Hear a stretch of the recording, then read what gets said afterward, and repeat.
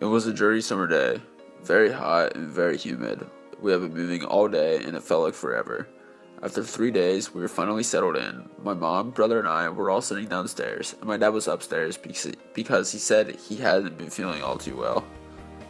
We all knew something wasn't right. We could just feel it. All of a sudden, we heard a huge thump from above us.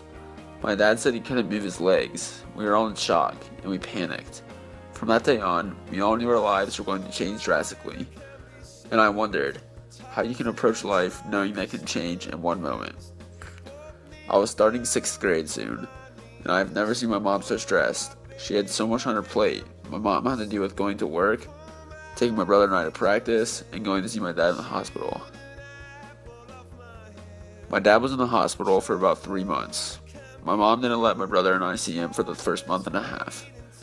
I remember feeling sad when I first saw him. To see him in such horrible condition made me feel awful. He was diagnosed with a rare nerve disease called transverse myelitis. For the first 30 days, my dad was a quadriplegic on a ventilator and hooked up to feeding tubes.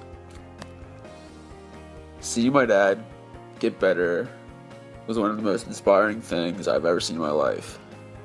From a wheelchair, not being able to walk, then using a walker, and today he is now using a cane.